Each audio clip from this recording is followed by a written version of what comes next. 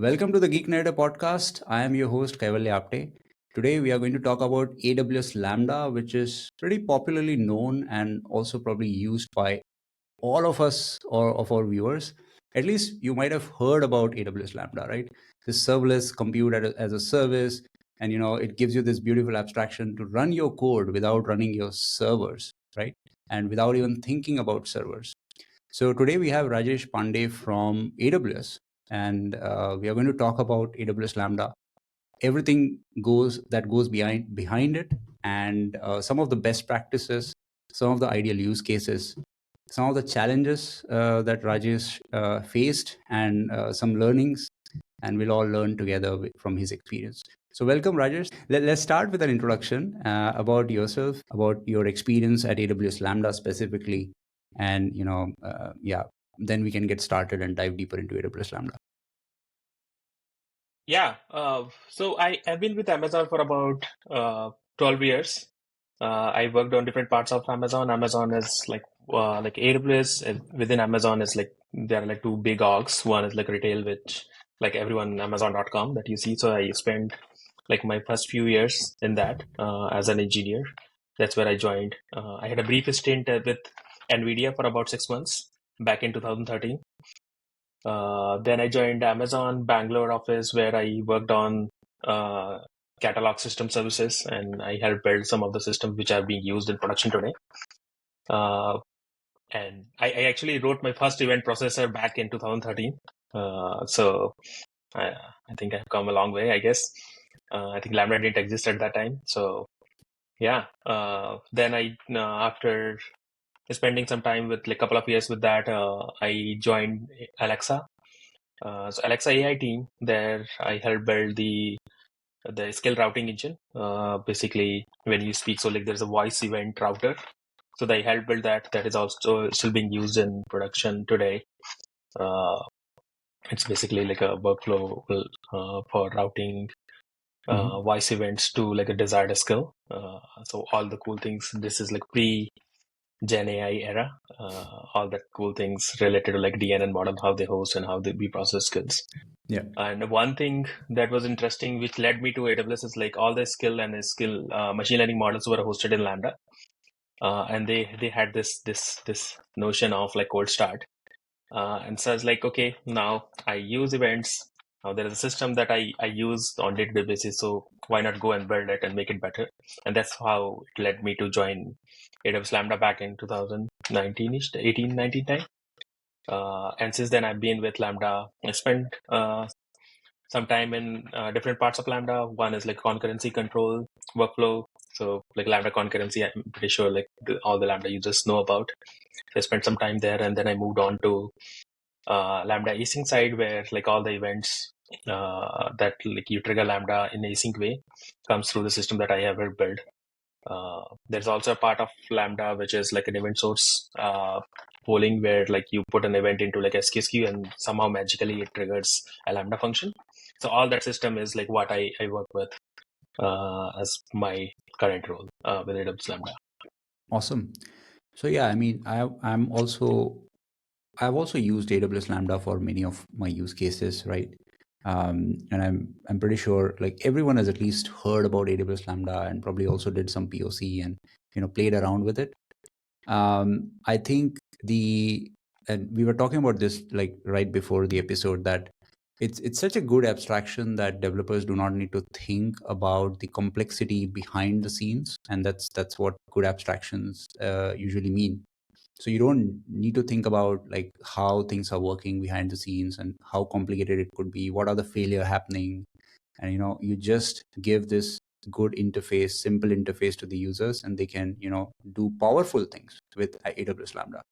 So to make this discussion today a bit more relevant, I want to take an example here to get started with what exactly is happening. So let's say I'm a user, and let's say I'm recording this podcast, and after this is done, I want to put my audio and video files in an S3 bucket. And what I want is somehow I want to trigger a workflow as soon as my upload is done. So my files are processed and probably clean for audio, or convert it into like multiple languages and transcripts, and I want to do several stuff with it, probably upload transcript to a website, or save it into another S3 bucket, and there are a ton of things that I could do, right? So first part of the question I wanted to ask you is AWS Lambda a good choice for such a thing? The second question is, why is it? And then we can go deeper into how it works. Yeah. Like AWS Lambda, just to answer that the specific part is like, yeah, actually this is like one of the popular use cases for which people use. So S3, like as you said, like when you upload a video to an S3, so what happens behind the scene is like there is an event that gets generated for you to like, okay, now there is some new file or some new object there in the S3 bucket, and now I want to trigger a workflow, for example, like to transcribe and all. Uh, what happens behind the scene is like Lambda maintains like a front end where like you have a load balancer and then there's like a front end fleet. So we do maintain like a two separate set of fleets to trigger and process events. So there are like two modes through which you can invoke Lambda functions. One is like synchronous invoke and one is async mode. So in this particular example, what happens is like when you put an object into like an S3 bucket, there's an event, S3 events that gets generated, and it like S3 has this system where like they deliver this event to like Lambda's front end, and then behind the scene, this async front end that we have processes and queues that message into like an SQS queue. So all this thing, once it gets queued in the queue, then like behind the scene, we have a set of like polling fleets which actually poll and then like make a synchronous invoke on behalf of you. But all that work is like pre-invoke that this async system does. That's where like I've been spending most of my time for the past couple of years. Yeah, and as you can see, like you have one use case and there are like millions and like like 100 million customers, those who are using and like have a similar use case, and when they're like machines talking to each other, they like one machine is generating a video and uploading it to a REST bucket, and then there's an event generated. So what could happen is like there are billions and trillions of events that has to come and get queued into like these queues, and I'm pretty sure like you want your result to be as fast as possible. So once you upload into S3 bucket and you want your workflow to be triggered, there are like whole hosts of things that has to be done behind the scene for it to happen as instant as possible. For it to so exactly, you upload your object into an S3 bucket, and event gets generated. It gets in queued in our systems, and we work with like a zero or like near real time. Trigger the workflow, then the Lambda function. You have to write a Lambda function code, which can like then like tweak off like different workflows that you want. You can also use Lambda, so you can think of Lambda as a mini EC2 box that you don't have to think about. You get different choices of runtimes, so you can deploy a runtime you want, like a Python or a Java or like however you want, or like whatever you're comfortable with. So you can have a different runtimes, and you somehow you get those events into your Lambda function, and then you do whatever you want to do. Like basically, you will do into a conventional EC2 box. Okay. Yeah, that's a very high level overview again. Yeah. So absolutely. I think this at least tells me that, okay, I'm going in the right direction, right? I can use Lambda, and it's a good use case. And as you said, there are like many things even before my Lambda function is invoked, right? So before we actually get to the invocation part, I want to understand, let's say my file is uploaded to S3 bucket. And then based on the S3 events, the Lambda front end creates an event into SQS. There's a lot of queuing happening, right? But as you said, there are like 100 million customers, and probably there are like billions of events such like coming every day. How are these events kind of handled and partitioned in a way that it's manageable, and it's not basically creating problems on the backend side? And there are many challenges that I can imagine. Probably I'll ask one by one. But let's start with like, okay, it sounds simple when there is just one event, but there are like millions of events. So how is it happening? How is the distribution taking place? And then we can dive deeper into that section. Yeah, yeah. That's a great question. Actually, we recently wrote a blog post. Maybe you can drop that link in the notes. As you said, right, there are like millions of events, and those millions of events are for different set of customers. So, like, the key to that is like somehow you have to have a way to like buffer these events for durability purposes, and also so that like you can schedule work in such a way that like they are happening for your customers. So behind the scene, what happens is when you have an S3 bucket, let's say there is an object that gets uploaded. It comes to Lambda's front end. We have separate set of like we do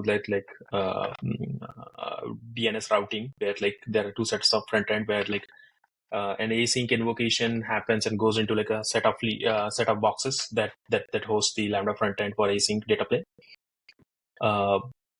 And then it gets enqueued. And again, like the whole thing around like the challenges come from the point of view of like how do you enqueue in such a way that like you don't end up maintaining one queue per customers, but also not like, and if you enqueue everyone into like a single queue, then like how do you delay the events, not delay the events before delivering to the Lambda function. So the main set of challenges come from that. Is like how do we like make a multi-tenanted queue in such a way that like it's also cost effective for us, but at the same time it doesn't give you or get you into this issues where like your event is not delivered for like hours or like maybe like tens of minutes or hours. So yeah, like any specific thing that you want me to touch upon on like how do we enqueue? I can talk about like how do we enqueue these things, how do we segment these into set of queues. Yeah. So yeah, Anything specific that? I think I have some specific questions there. So, and I also want to validate my understanding, right? Because I'm kind of creating some mental model like queues and stuff like that in my mind. So okay, so there are a bunch of queues, and it's a multi-tenant system, so you don't need a granularity where for every customer or every user you need a separate queue, because then there will be like 100 million queues. You don't need that granularity because Yeah, it's just right. expensive, but you need a multi-tenant system such that every queue is kind of evenly balanced, so that not one queue is, or few queues are kind of hot queues and the rest are doing nothing basically. So you want evenly balanced queues. So when it comes to evenly balancing, right, like what is the algorithm or what is the technique used to balance it evenly? And then I have some specific questions around, if there is some sort of segmentation that you do depending on the type of workload and other stuff. But let's talk about how this distribution and balancing is taking place. Yeah, so currently like it's plain like consistent hash that we maintain Mm-hmm. for customers, which are hashed down to like a set of queues. And again, like I don't exactly recall how many queues, but like there are like a bunch of queues that we maintain for all set of customers. And then like there's this like stickiness that we maintain through consistent as like a customer is getting mapped onto these queue. So we started with that actually. It's like, okay, let's start hashing the customer into like a set of queues. And then like we ran into this issue where like a customer is actually uh, like a message of like one customer is getting into one queue, and then like if that one customer busts into like a lot of events, then all other customers which are hashed onto that same queue were getting impacted. So we like today what we run is like it's a best of two. So like what we do is like NC2, it's like a simple like out of like n queues, we pick two queues for a single customer, and we pick the whatever has the lowest queue depth at that time, and we enqueue the message in there. And that has worked a lot. We have experimented with like we built a bunch of simulations around like what are different techniques that we could use. So maybe best of three, best of four, best of five, and best of 10. Like so, we ran different simulations, and like I think the the balance that we strike, which works for us, and then also not very operationally heavy to maintain. So best of two is like what is running in production today. So where like out of like you can pick like think of like it's 100 queues. It's not exact number, but like just 100. You pick two out of those queues for a specific customer, and then in those two queues, which one is better? This is a very popular algorithm that we use in like a lot of load balancers also. So that's what we do, and that's how a message gets in queued, or like event gets in queued into like one of these like backend SQS queue. And behind the scene, like every queue has a dedicated set of like processors which actually process these messages. So like every queue, I think it is like 5 or 10 process per queue, so that like you don't you have sufficient capacity dedicated to it to like process these messages, like poll these messages, and then divide it in such a way that like it is like being worked upon like on all of the customer messages that are there in the queue. Yeah, fair enough.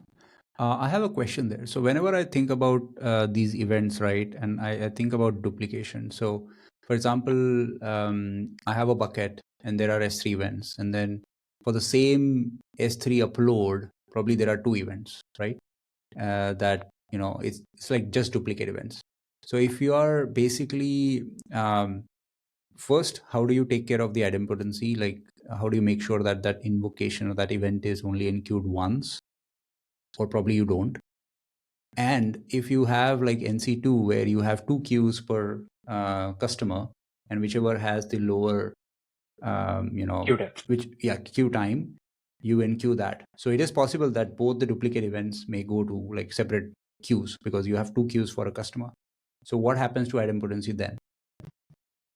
So I think we don't maintain or guarantee idempotency. It's like on the customers, those who use this like workflows to like take care of these things. What we do is like at least once guarantee is like we will not lose your events. So if event got enqueued, if let's say you missed to enqueue it, then like S3 will retry and then like make sure that like your event doesn't get lost, right? But once it is enqueued, then we will make sure that like your event gets delivered at least once to your Lambda function. But it could happen then like there are transient things, right? Like Lambda function executed, but before sending the event back, it lost the event. There was a network block, like whatever. There are many things that could happen. So we will ensure that like till the time we don't get acknowledgement, we don't delete your event. We will keep retrying. And then we also give you like options to say that like we are not like infinitely retrying your messages if they are not like let's say for some example you messed up your Lambda function and like now you are not able to process the event. So it's not like we just keep retrying. So we'll give you option like okay, maybe 3 times or 5 times, or there's any age that you can define to an event. Okay, try for like 3 hours. Don't go beyond that. So we do give all these options, but it is on customer to like maintain like the idempotency particularly. Okay, it's like at least once guarantee is what we offer today. Okay, that's fair enough, right? Like ensuring idempotency at such a huge scale is a like a challenge on its own, right? And it's a good like good trade-off to have, because not all workloads that are running on Lambdas are not, you know, idempotency critical, for example. But it may impact the, you know, the runtime. For example, for the same upload, I may be running two Lambdas for the same thing, right? For same S3 file, for example. So that may have some impact on, let's say, my AWS bill. But given that it's a rare possibility, it's not going to happen. It's only happening when there are internal failures, for example. I don't think that's a big concern. Right? Yeah. So like it's. I think it's like standard distributed system problem, right? Like where like there are like multiple processors and like you have to process an event. So it could happen. It's like a very standard problem, right? Like so. There are chances of like duplicate processing, and then like we can make some use case or make it available to like our downstream systems. Is like you can we can help them, but I feel like at the end of the day, like it's like an application to like understand their business use case. So it's like we provide as part of Lambda as a box, like a mini box, box, and then you can do whatever you want. Right. We take out all the management, like infrastructure management. You don't have to think about like, oh, you need one box or you need 100 million boxes. All you have to do is like you go and set your config, and you have those like 10,000, 100,000 boxes sitting for you. So I think it's trade-off at the end of the day, right? Like how deep you want to go into like customer use cases. And we relied on like building and providing these like infrastructure pieces so that like customers can do whatever they want. But yeah, that's a valid point. Yeah. Yeah. Cool. Okay, so I have my events in the SQS queues, right? And so you mentioned that it's a multi-tenant system, and you try to kind of have two queues for a same customer. Do you only care about the customer for the identification of the hash, or there is more to it, like also the type of event? Probably it is coming from S3 or some other integration, or I don't know, just the event itself, like bucket and stuff like that. So, is there any other metadata that you use, or it's just based on the customer? Uh, So again, I think we experimented with bunch where like the source ID was like, okay, if it is coming from S3 or like some like a public endpoint, and like whether the event is of type this. But like the mileage is varies. It's like Hmm. you set like if you define this kind of use cases, then you gain one thing but you lose another thing, Right. right? Like let's say setup boxes are having a problem, so we can't do like a balanced load distribution across different processors and workers.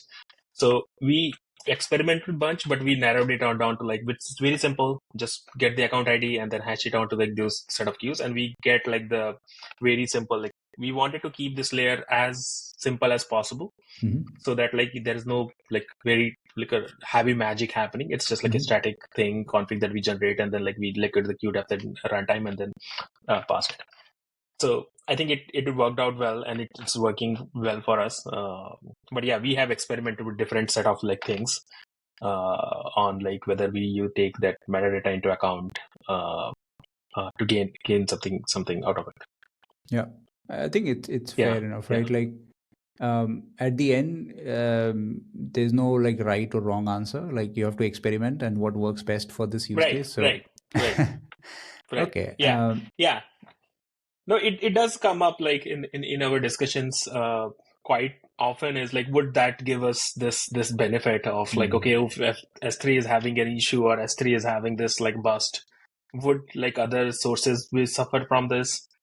But again, like when we backtest these things and like our algorithms with like different events that happened over the last 10 years, and we see mm, like, okay, it's like we don't have to introduce any complexity. I think this is like one of the takeaways that I got while like working and like evolving a system is like sometimes simple is enough, is like enough. Like you don't need to introduce these complexities and don't need to like build this like oh, you read this paper and then like there's something that is happening. Maybe it's just okay to like toss a coin and then like put a message in the queue mm. that may run for like next 5 years, and then you have more data to like validate your assumptions and look for things that may work out for your system. So simple Absolutely. is sometimes enough. Absolutely. Yeah, I think like simplicity is the key, and it helps you maintain the systems better. And as you said, like once you have the data, you can make good decisions, and not just based on some theoretical paper that you read or some other system that might be using something else. So if you have the data to prove that okay, this is working, like you did for the NC2, and selecting how many queues you want, Right. right? So that's a great approach. Moving forward with There could this. be like Yeah. there could be cases where like you need to like build these instrumentation where like you have to give like let's say priority to something, right? Like so you would need, but that should be like an exception and not the norm.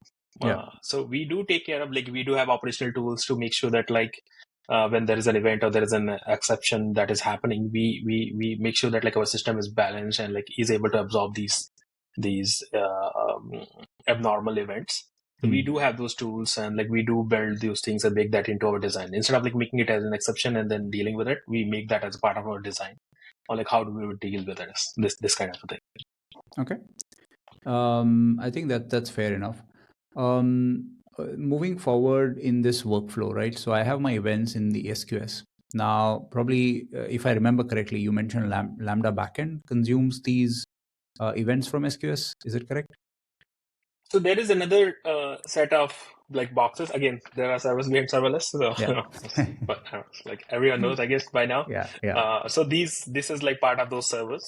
So like when event Mm. is queued into like an SKS, then like what we do is like we poll those events, and again, it's a distributed system which is processing billions and trillions of events, right? Like so, it is not just like one box.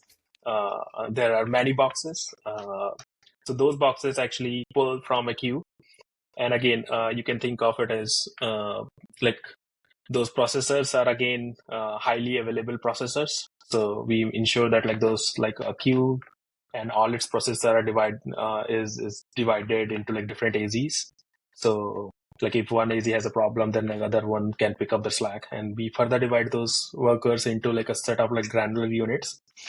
So like now you can think of it as like one processor, like a set of processors has like a microprocessor within them. And those microprocessors are also distributed among like queues. So like one queue is being served by 10 different processors, and like they are like, so they are like doing their distributed processing of those queues behind the scene. And they like, if I pick one processor, it posts the message, and it does like some of the configuration that customers can provide through event invoke config. I think if I'm remembering the name correctly, then like you can specify some of the things that you want to do, is like whether the event is valid or not, whether your function concurrency is there for which you want to invoke this function for. And there are a bunch of these like small things that are there that you can actually do and massage your message before sending it to downstream Lambda function. Okay, fair enough. Cool. There are a couple of more questions that I want to ask here. So, for example, I record this podcast, let's say 2 recordings every 1 week, right? And it is it is possible that I record today, and then after 3 days, and probably sometimes it's simultaneously, like every day one, right? So what I want to say is there are gaps in between. So you may get my event once a week, twice a week, thrice a week, but it's not going to be like continuous, right? Because it's the nature of the work we are doing. So basically what I'm getting at is the problem of cold starts, basically, right? So when I'm not recording a podcast, let's say I'm gone, I'm vacationing on India, and I come back. So there's no podcast recording for 2 months, and then I suddenly record a podcast. But and similar use cases, there might be some other use cases where it's more mission critical than just consuming podcast episode and stuff like that.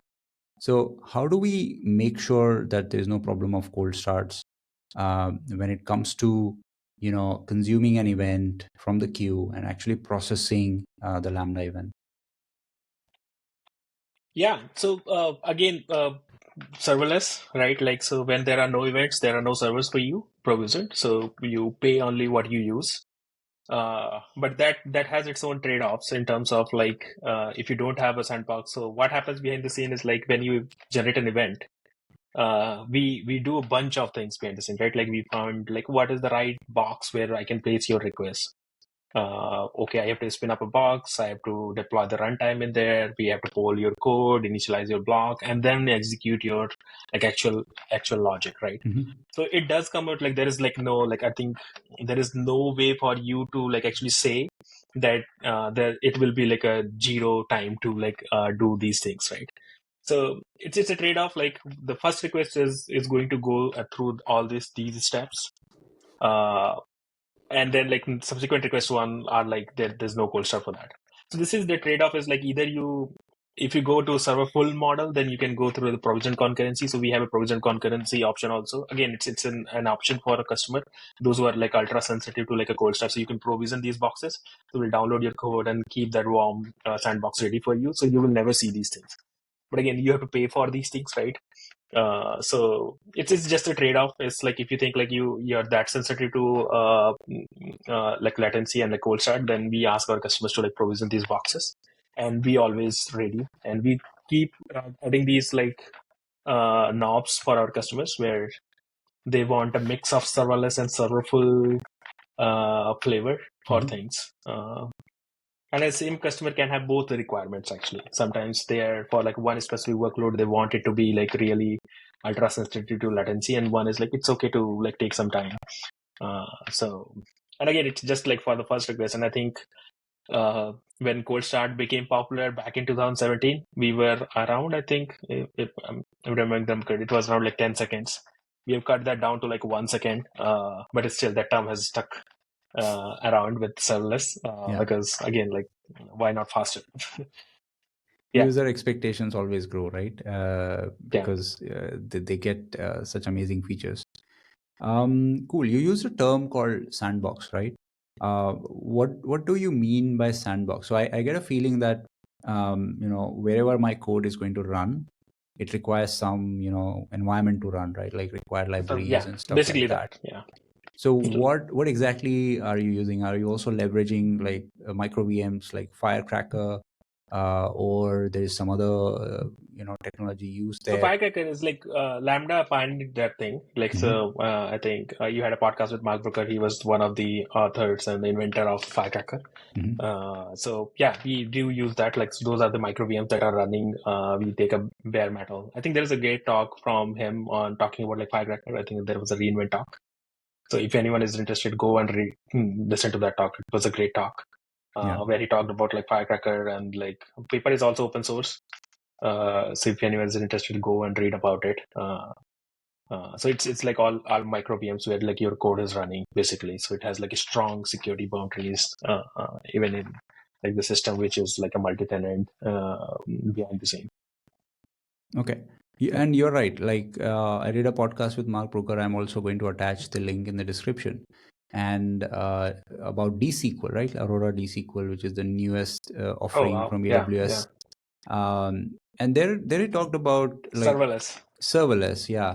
And there it talked about like pre-booted VMs, and they take a snapshot such that they only recover it from the snapshots, and it's really like single digit millisecond in they are ready to serve client connections.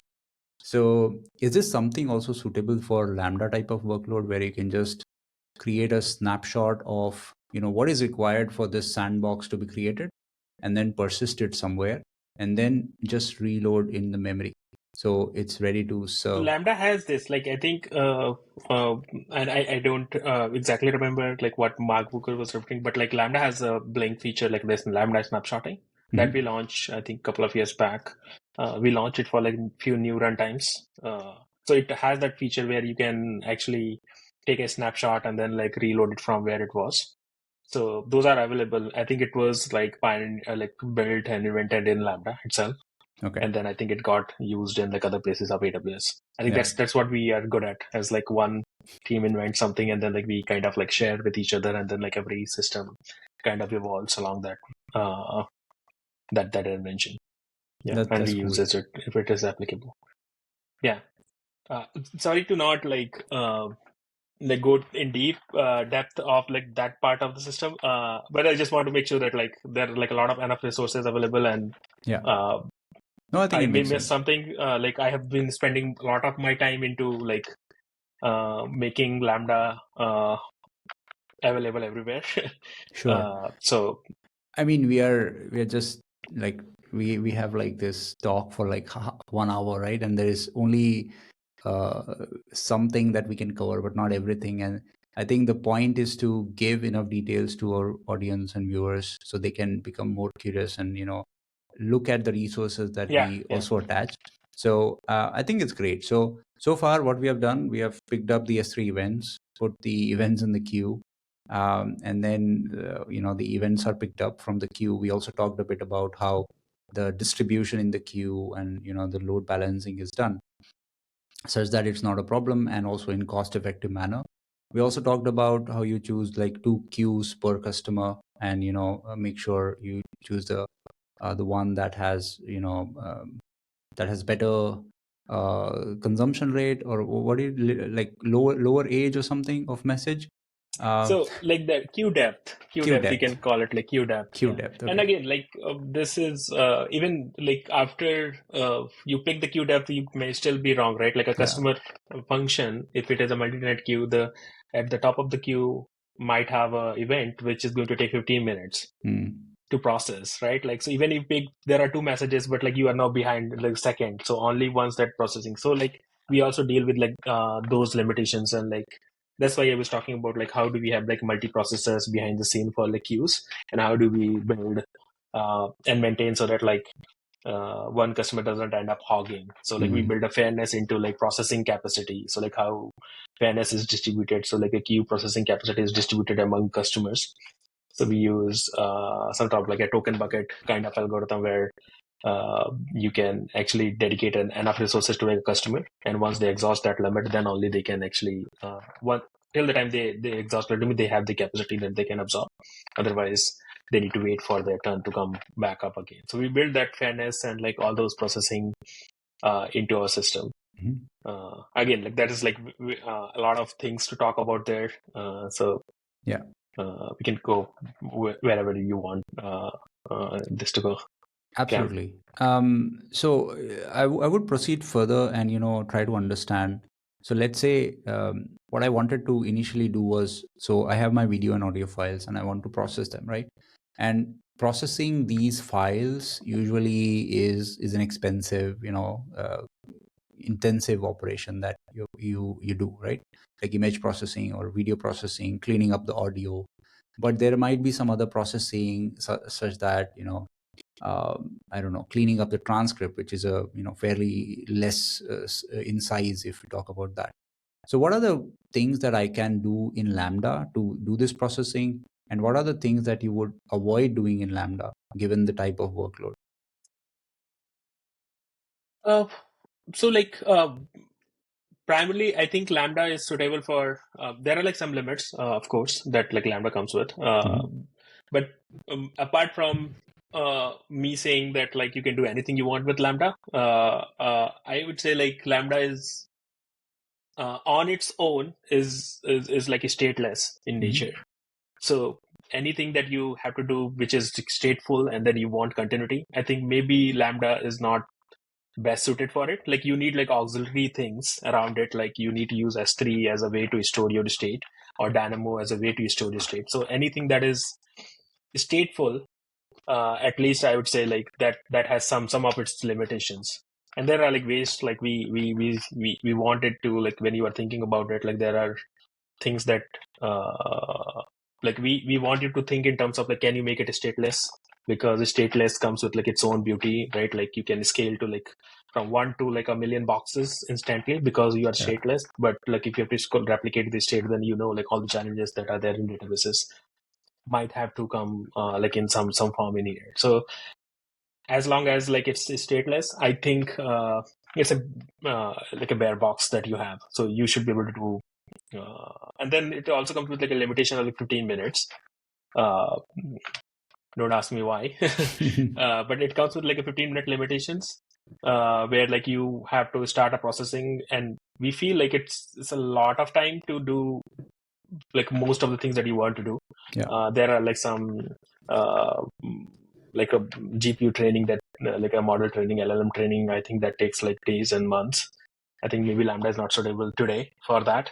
But anything that you do, any interactive websites that you build, any queries that you operate, any interactions, any computations that are like high, like mathematical computations that run with less than 15 minutes, Yeah. those are all being done with Lambda today. Interesting.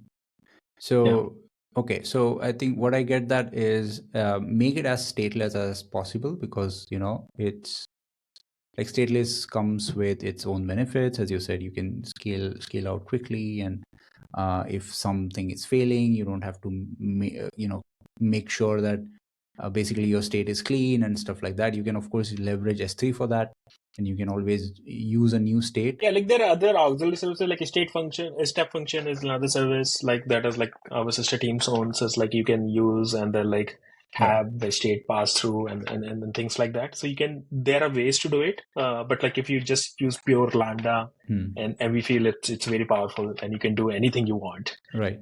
Then on its own, I think there are some limitations, and this is one of those limitations. I feel. Okay. Yeah.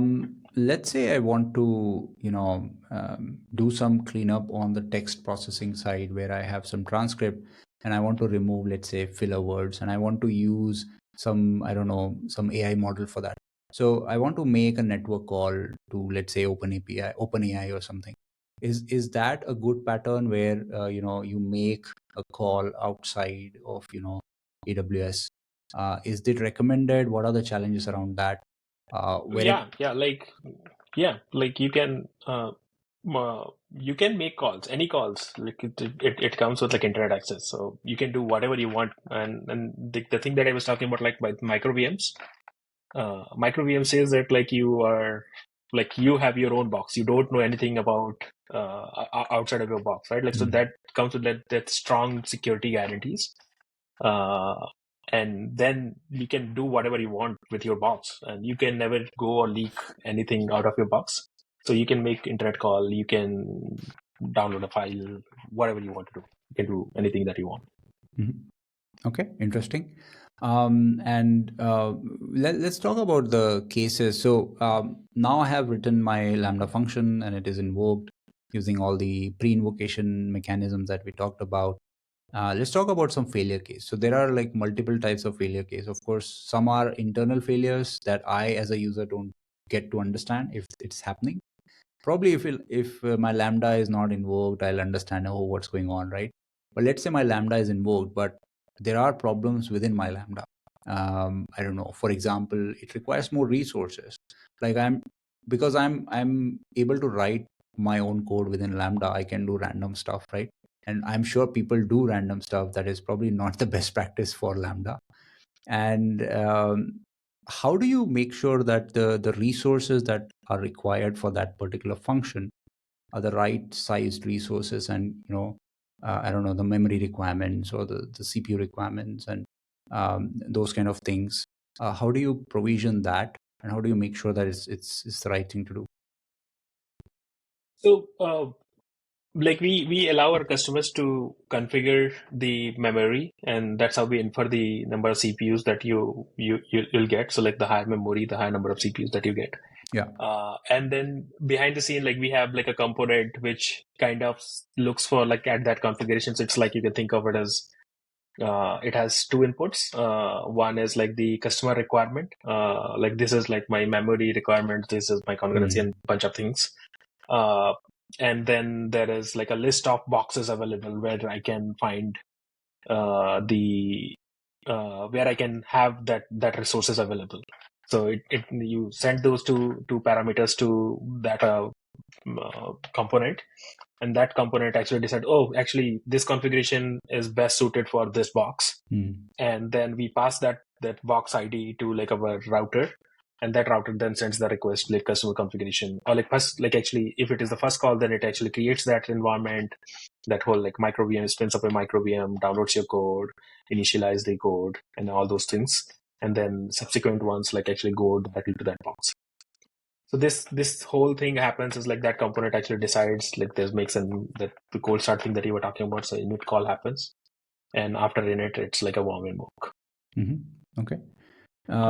But so basically it makes a decision based on the static configuration that I have given as a user, and also the runtime, right? And the environment in which, like, so the let's say I have a box which has like 5 micro VMs running, and then like it has space for like a big micro VM that it can run, or there is another box which is like completely empty.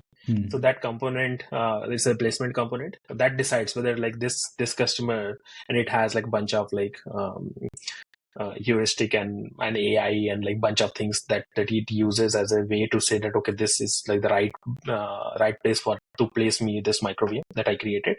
So maybe this is the metal box where I should create this micro VM. So it takes that decision based on like bunch of these factors and to decide that. Okay. So that this like placement component, if I didn't name it. Okay. So that's interesting, but and that's from. So for example, I give like, okay, I need 8 GB of memory, and that's an estimate, right? Like I as a developer can probably don't know, and I just fill random values there, right? Like it's possible, right? And then the placement service will only look at the health of the workers, like how many micro VMs I'm running on each of them, and probably this is the right box and stuff like that. But when my Lambda is running, only then you will understand probably like how large of a file in S3 I'm reading, or what kind of computation I'm doing. Let's say there is a mathematical computation that you mentioned, and it requires a lot of CPU. So is there some recommendation that I as a developer can get that probably this kind of configuration would make sense, so your Lambda would run faster? Or if there are failures because of memory or resources? Do I get some Yeah. feedback like that? So there are, I am not like what recommendation that we have out. I'm pretty sure like there are like blogs that we write regularly onto like what is the right recommendation, and we keep improving these things, right? Like even the runtime, like there are some limitations like that Python 3.10 had, like 1.0 had, but like now 3.12 remove those limitations. So I won't say like I know like where it is, because like we continuously change. We like Node.js this version and then Node.js that version remove that limitations. There are a bunch of things that are changing frequently. So I'll say keep an eye on like the Lambda blocks to know like the best practices. But in general, like if I didn't know anything and if I have to give a recommendation, I'll just like spin up a Lambda, do your workload and test it out. Like there are like a very generous free tier that is available. So if Right. you want to try out something, go try it out. There is like not much that you will have to pay or like you have to incur as a cost. That free tier is generous enough for you to like build. Like there are like a bunch of customers, those who just live on free tier, and then like run their workloads and then like process and use Lambda on regular basis. So there's very generous free tier that is available. You can try it out, and then if it suits your use case, then you can graduate to like a power user of Lambda. Okay, fair enough. Um, Talking about like the failure that may happen within the systems, right? Like for example, there's a lot of processing going on, and let's say your workers need to scale. So when does that happen? Is it always? I mean, I'm sure it is auto scaling, but how does that work? What component is responsible for that? And also for the queuing side of things, right? Like what if your the front end is slower in consuming, let's say the S3 events and stuff like that, or things are failing on the front end side. How does the interaction between these things happen? What kind of metrics are available, or what kind of metrics you look at to figure out, oh, there is a problem going on? Oh, that's an excellent question, actually. That I was. Spend a lot of time into like building these like these two systems. So like what like customers outside don't see is like we have built these uh, affinity routers. Like we do cells. Like if you think of it like cells, I don't know, like um, but cells is like a way for you to like divide a region into, so that like your blast radius is not a region, but like in individual a part of a region. So we divide a service into cells. So like a cell is where we divide our customers. I think that's one thing that I missed to tell. So we divide our workers and our queues into like a cellular architecture, and those cells are like, again, these are completely hidden from like the customers, right? Like we want to contain the blast radius into like a limited set of accounts. Uh, and then like these cells, there are like Lambda cells that we have built. So Lambda is also cellularized these like systems, like the polar data plane, which is actually, that is also cellularized.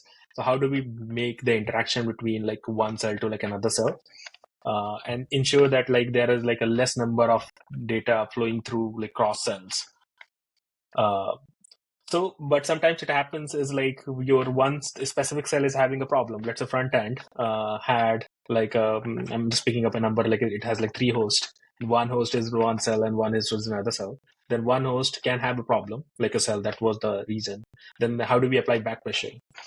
So back pressure is again distributed. Again, like the processors are like, so we again go towards fairness, where like no one customer is penalized more than the others when there's a system that is like Lambda system is down. So we distribute that penalty across all our customers. So it won't happen that like one customer is having all its invokes failing, but it could happen that like a lot of customers are having some failures to their functions. So we balance between these two things, and that's how we apply back pressure into our systems. And again, like we have this like queue in between, so it's not like we lose the events, but when we apply, we slow down the rate, and then we try to give breathing room to like our like workers, so that they can revert. Let's say maybe it could be like an easy event, right? Like there's an easy event that happens where like a part of the fleet, like there was a flood in Florida somewhere or something happened. So one easy is out for now. Then how do we balance? So we do like all these things behind the scene. You will never see, like if you're using Lambda, then you may never know that like, oh, there was an easy outage. we do take care of all these things. How do we move the workloads when we see like there is a back pressure happening from a specific cell, then how do we move that customer from one cell to another so that instantly, so that like customer don't see that there was an outage that happened. We move that workload onto like unhealthy healthy cell and then healthy AZ, and then we continue to do regular processing. So there may be some customers may see some spike in latency, but they won't see like any failure as such. So all that thing happen at that layer where like a back pressure kind of acts as a signal for us to like be more proactive on like, oh, there is something going on. It may be a transient error. So we strike that balance on like not being over aggressive in terms of like taking proactive measures, but also doing that trade-off. So like have circuit breakers and like AIMD, like exponential back off. We experiment with different things, like build simulations on like what is the right thing to do at this time. So if I say like we started with like exponential back off, that it didn't work out, then like we switched to like AMD, then we switched to like circuit breaker, and then we switched to, so are we now in a place where like we have different combination of these things that are working out. So yeah, there are like bunch that goes in there between these two systems. Also, it's serverless. Always serverless. Serverless is like a reality on how do we ensure that we are also cost effective in serving these customers, right? Like you can't go about building a spin up one box for every customer. Then it becomes very hard. So like how do you find the right opportunity? And how do you use your algorithms in such a way that like you're maximizing the utilization of your box so that you serve the business. So it's always that balance that has to happen for it to work out for the business. Makes sense. I think the cellular architecture that you talked about, and if I understand correctly, that's mainly done to kind of reduce the blast radius. So if one cell is having a problem, not all the customers are having the same problem. Or but you also talked about having kind of fairness in terms of if there's a problem, you try to divide that problem across your customers and not just few customers, right? How does that work? So I remember you mentioned that you also move certain customers from one cell to another, and is that what you were talking about? And when you say you move it, So yeah. Like I'll give you a simple example to like visualize it. It's like think of is like I was talking about, like when we see a problem, what we do is like we like a customer like when a customer comes into like an S3 event that's generated, it gets hashed down to like two queues and best of the two queues, right? So best of the two queues actually, though I say it's simple, but like the beauty of that is like actually it is trying to say that like if you look into the probability of like if you increase the number of queues and then you calculate two, then like the overlap is like 1 by 10,000 into 1 by 10,000 into 1 by 10,000. It is like the probability of two same customers landing onto the same queue is very, very low. So it's like a shuffle charting technique, if you want to call it that, right? Like so a noisy customer falling onto same set of customers is very low. So you can think of it as like a way to realize that how do we distribute that problem across all our customers, or like minimize the blast radius is like we hash those customers so that like the overlap of a noisy customer and a healthy customer is low enough so that the two queues of this customer and two queues of this customers are not overlapping. So you always have something for you to like work with, right? So it's a way to like distribute that problem across all your customers, or you can say that I sidelined that customer so that it can't impact every other customer. So it's like an implementation of that is like one very simple implementation of that is this. That is like we move that customer, we see that okay, this customer is causing a lot of problem. We sideline that customer into like its own set of queues and give you dedicated capacity.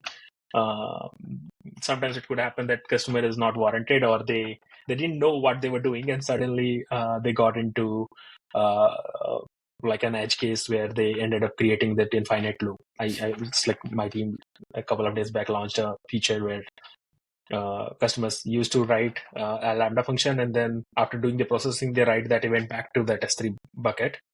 So S3 bucket again generates an event, and then it comes back to your Lambda function, and then you process and you write back to that S3 bucket. So it created that. Yeah. Sometimes it was like cases like these.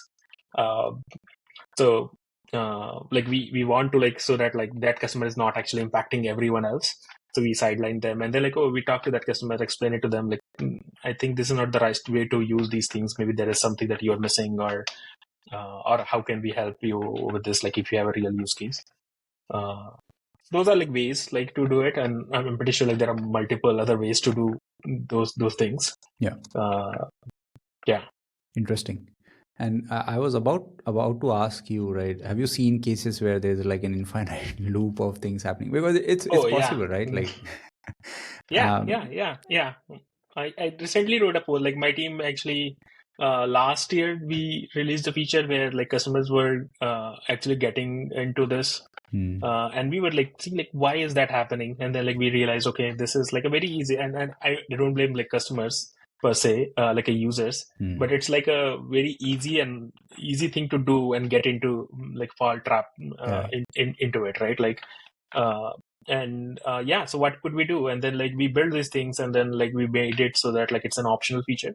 Some customers do use and create these loops so that like they do and continuous processing. They have some genuine use cases for these things, but some customers just do it accidentally. They write process an SQS queue, and they write message back into that SQS queue. Like we wanted to give them an option. If it is an accidental, then go and use this option so that like you don't shoot yourself on the foot. Yeah, that makes sense. You also mentioned that if a customer is creating problems or is a problematic customer, what are the examples of? I won't say there is no problematic customer. Let me be clear. Customer is always right, Right. and that we stand by. Like sometimes it's like there are some nuances to the service that are not obvious for customers to use in a particular way. So that sometimes it happens. It's like some of the APIs are not that clear. That we want to be more descriptive, or some of the features that are not like very easy to use. So that's always the focus, and it's always the case that like customers just didn't understand a specific part of the API because we had something missing or that option was not available. Right. Let's say there are like problematic events, not customers, right? Like what they're doing it with it. What does it mean by problematic events? So one thing I can understand is like there's a lot of probably load created on the queues because of certain type of events. What are other problems that these events may create? So like a poison pill, if you say that like customers sometimes they have a lot of events to process. Like which one of the part of Lambda that we didn't talk about is like also event source processing. Right. So let me give a brief about that. Like what happens is like you have an SQS queue or Kinesis event stream, or like a DynamoDB streams. Like you have DynamoDB and you enable streams there. You can also trigger Lambda functions from that. All you have to do is like create a simple config. So you create a config where you give like, this is my event source and this is my Lambda function. Go do things with it. And I want my events to be delivered to my Lambda function. So there is like another big part of Lambda where like I also work with. So you think of like an streamed processing, like a Kafka stream, which is like a specific partition and it's ordered, right? So if the top of the partition, like you make a call poll, and then you get the record that has a problem. Let's say schema is invalid, for example. So you run into like your Lambda function, and then like you try to deserialize it and it breaks. So you are always like failing. That Lambda function is failing. It's not a problem with the Lambda function, right? Because when you try it in your test events, it works. But that is specific record for whatever reason didn't match that thing. So because you are like ordered, then you will always keep like you can't move forward till the time you have done something with that record, right? So that creates that like, okay, now your processing is halted altogether. What to do about it? And that's like one of the use cases where like a customer said, okay, I think we need some way to do it. Either you drop the event, and we don't like dropping the events. We don't like to lose any of this. So we build a feature where like you can actually sideline that. into like a destination. So you move that message and then you set up monitoring and alarming on that and say, okay, there is an event which is not well formed, but you continue to process rest of the events which are like well formed so that you can keep making progress. Mm-hmm. And then like your operator can look into these like sidelined events. Okay, what was the problem? So Right. these poison pill record you can say It's a very common problematic problem. records. Yeah, Yeah. it's a very common problem in the Kafka world. And Oh if you yeah, need, we have like a big offering for Kafka processing also. We recently launched a provision mode for it also, where like these like high performing and ultra latency sensitive customers can actually use and provision boxes and provision these poolers so that they can process things to meet their requirements. interesting. Yeah, it's like whenever you need some ordering guarantees and you have a poison pill, you Yeah, cannot move yeah, forward. yeah. It's always a problem that your partition is stuck.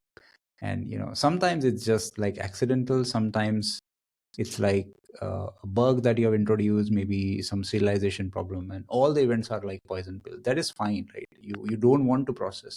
But if just for testing purpose someone just put an event and it's blocking the entire partition, that's Yeah, always a yeah. problem. It's like most often than not, it's like a leftover is like, okay, someone was trying and someone tested in prod. Yeah. And then like now you have to clear that event for your prod system to like work, right? Like and suddenly you Right. see like your age of record is like 1 hour. What happened? I was processing events in like 100 milliseconds and suddenly Right. it's like 1 hour. So something is going on. And then like it's like, oh, I was testing it and I malformed the event and then I dropped it there.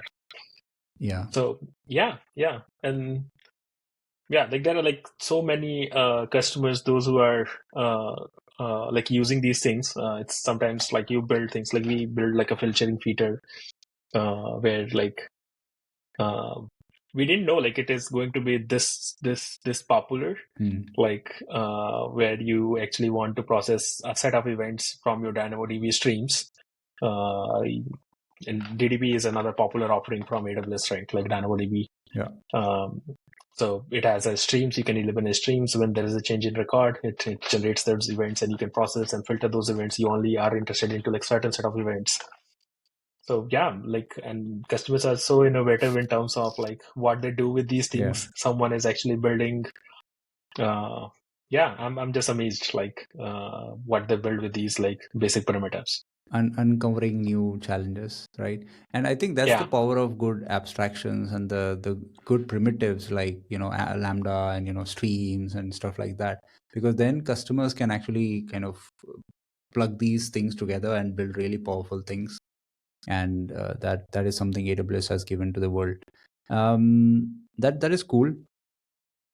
We talked about like the working of how queuing works and problems if with the events, and problem with the internal systems and resource management, and probably also some capacity planning and stuff like that. um, so when I'm running these workloads in Lambda, right, I also need some sort of observability, like if my Lambda is running properly, or just throwing some errors, or just taking long time, like probably 15 minutes is the threshold, but let's say it is taking 14 minutes and it's closer to move that boundary.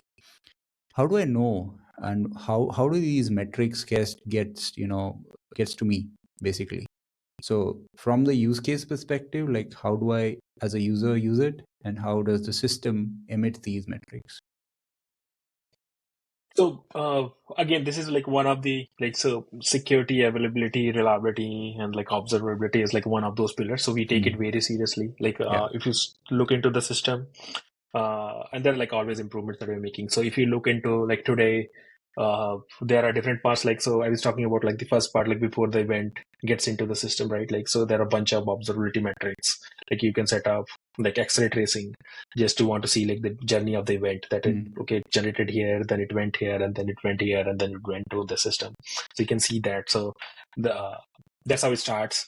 Then you have like a different, oh, you want to say like how much time it takes on average to process my events. So you can set up those like metrics. Those are available. You have to go to CloudWatch, and then like you can look into that. Right. There is like a live tailing, we launch a bunch of things into so you can see your function, your concurrency metrics, your duration, how much init duration is, like all these metrics are available for you to go and see what is happening behind the scene. Recently we launched live tailing, so you can see what is happening in your Lambda function. You can go into your console. A bunch of things are available. I think we also have extensions. I don't know if you heard of extension. Is you can now send your logs into a third party like Datadog and others, you want to have integration with those tools, and you want to use those tools and what they offer. So you can pipe your logs there and then see better visualized metrics. There are a bunch of things again, it's we believe in building these primitives and providing capabilities so customers can do whatever they want. We provide raw logs, we provide metrics, and you can actually go and build EMF format and all, so you can get these logs and do build your own dashboard on top of it. So all these things are available for a customer to try. Interesting. Yeah, that is always powerful because of course it's a simple function. You don't have to think about the servers and provisioning and failures, but of course you need to understand how it is doing, right, in terms of latency and the errors and general logs, or if you have some problems with your data, so malformed inputs, for example. So I think that's really powerful. And yeah, we also use extensions to get the data from Lambda, so it's also pretty commonly used. So that's very, very interesting. Talking about the challenges that you've faced, right? Of course there are so many challenges. Only queuing is a big enough challenge that you had to do a lot of experimentation. But let's say out of all the challenges that you've faced while developing a solution on Lambda, what are the top challenges that you would see that okay, these are the really good technical challenges that we had to solve?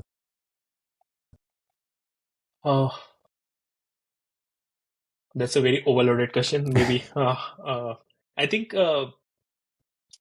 every problem I feel becomes challenging when you operate at this scale. Any simple problem, right? If you have to add two numbers, if you have to do it once, it's so easy. If you have to do it a million times, then it becomes difficult. And if you do it a billion times, it becomes more difficult. But if I were to pick and something just something we talked about, the back pressure thing that I talked about, I think it's so fascinating, or at least my mind is blown by looking at this. It's and there's so much to do in terms of how do you do the back pressure. It's how do you build that fairness into so that you're not penalizing your customers, or how do you distribute workloads so that you contain the blast radius? How do you solve these noisy neighbor problems? All these things are so fascinating, and I'm always thinking it's okay, what is I know people talk about circuit breakers, but it's how do you give breathing room to the other servers, right? But how do you find that right balance where you are not underflowing and not overflowing? If you're underflowing, then you're penalizing your set of customers with the latency. But if you're overflowing, you're not giving enough room. So how do you balance that right? And again, we have to do it for millions of customers and millions of boxes which are suffering and trying to recover. So how do you balance that overflow and underflow? It's one specific problem again, but there are so many cool problems that you get to see when you operate at this scale. Absolutely. I think that's a very interesting problem. And even at low scale, sometimes, I mean lower than that kind of scale, it becomes challenging because I don't think there's one solution which says, okay, this configuration should work, just go and test it. It's not going to be. You have to always keep tuning it because the scale is changing, the workload is changing, you have new customers, you have new use cases. So I think that's really challenging. One thing I was trying to understand is, when you have such a system, again, scale plus the nature of the system, the guarantees that you want to provide, how do you test it? What kind of testing is done to ensure that, okay, the Lambda is not having a cold start problem, or if there's a failure, it's not exactly impacting the entire workload, and only constrained within a particular cell. So there are like so many things that can go wrong in this system. How do you make sure that when you do something, or when you change something, there's no regression, uh, not only in terms of features but also performance and security and other stuff? Yeah, so AWS in general, like not specific to Lambda, has like a very rigorous operational readiness plan. Yeah. So every time we launch a service or like a launch a feature, we have to go through a rigorous set of operational checklist that we have to comply by, and then like that's where like we say that okay, this is like performance is meeting the standards that we have set up, latency, like all the performance, there's no regression. I think security is like day zero. You can't even like start working on a thing till the time you have made sure that like this is not going to mess up with the security. If you're writing a separate security model or anything, there like there's a specialist, like there's an abstract team which actually reviews, goes through you and like Yeah. goes and penalize, like reviews each and every bit. Okay, you're changing IAM role and adding this extra permission here for this specific use case. How is that going to impact like whole of this? So there's a dedicated specialist team which looks into that security. So once that is clear, then we get into this like operational, and it's like a month to 2 month long process to ensure that like everything is covered, and then like we start like this operational readiness where like from simple unit test to like loading the chaos monkey test, or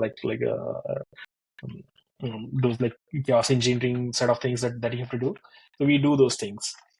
One thing that I'd say like, and again like canaries, integration tests, unit test, and then like these larger scale load test, uh, and then chaos test. So these are like the standard part of things. One thing that I feel like differentiate Lambda from like the place, again I have worked with only Amazon, so it may be just like my bias speaking here. But one thing I feel like what differentiate Lambda and AWS is like it's it's in design. It's like it's not something that you have to do after. It's not an afterthought, but it's like you have to bake it into your design. It's like there is no failure mode, or at least that we know of is not being tested regularly. So like one common thing is like we talk about like it's the cache failures, right? That happen. So like how do we design a system so that like that cache failure is not happening when it is happening, but it is happening regularly, so that like we know how our systems will behave. So we do those kind of things, like, and that you can think of like, oh, network blip is happening. We would do that, like we have done that. We have gone through this, like Right. what is an AZ outage will be. And that's why you never see AZ outage or like experience an AZ outage, because we make sure that like every day, every week, like there are different cadences, like a different set of things, so that like you never see that thing. So before a customer sees that thing, we have already gone through that. And again, there will be outages that are unknown. It's part of the game. But yeah, like that's what we think. Like we bake it into our design when we're designing what will happen if this thing goes down. How will we operate? So we take static stability very seriously, fault tolerance, and like all these things going into the system very seriously, and we regularly invest a lot of efforts into it. Right. Cool. I think that sounds really rigorous, and I think important because it's such a system. One thing I've seen in several companies is that there are big events, right? Like Black Friday and some other events, and and there is a lot of preparation that goes behind the scenes, even Right. in those companies. But then most of these companies, let's say, are built on top of AWS. So AWS is also preparing for that kind of workload for all these companies, right? So specific to Lambda, like what kind of, like, how that preparation looks like? Is it so of course you do this regularly, it's not like a special thing, but what do you do if you do something specific for such large events, like, I don't know, big billion day or something like that? I don't think we do anything special, or at least I have not seen it. Like maybe some part of Lambda might be doing it that I'm not aware of. Again, it's a big big team now. But I think again, like when you operate at this large scale, there is that event happening somewhere at some point in time. or I think there's a great talk by Andrew Warfield about talking about like how the peaks and troughs collide with each other, and then the average remains the same. So it's a great talk, and when he talks about like when you operate at that scale, actually it becomes the someone's trough and someone's peak and someone's trough is actually aligning and giving that like constant view. And when you operate at this scale, it actually becomes that. So that billion event is actually going to happen in some place where someone's trough is going on, and when you average them out, then you actually get that. So like we operate at that level where like we can absorb these things. We don't have to do anything specific. If it is something that we have to do, then like there is some improvement that we could do. AWS believes in like there is no surprise. If there is a surprise, then we should be well prepared for it. Okay. Yeah. Fair enough. But yeah, like I totally understand. Like there are a lot of companies, those like even for like Lambda, like we do provide like provisional concurrency. If someone wants to during Black Friday wants to use that feature versus not use that feature, right? Like so, there are knobs that are available for customers. Makes sense. Cool. I think we have covered a good amount of information.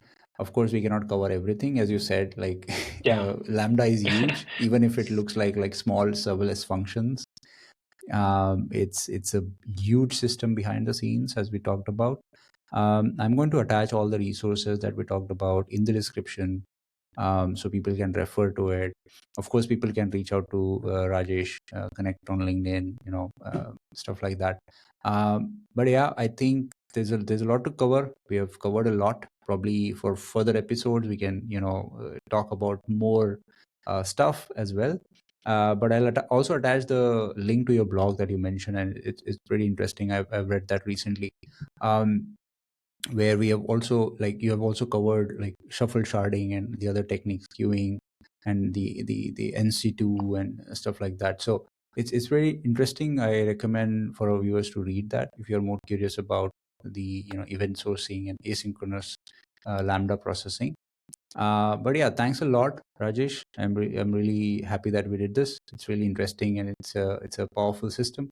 But oftentimes, when the abstraction is so simple, we don't appreciate the engineering that goes behind it. So I'm happy that we uncovered the engineering behind it, at least some parts of it, so people can appreciate Lambda more. So thanks a lot. Yeah, thanks, Kaivalya. It was really fun chatting with you and talking about what we do behind the scene. Yeah, awesome.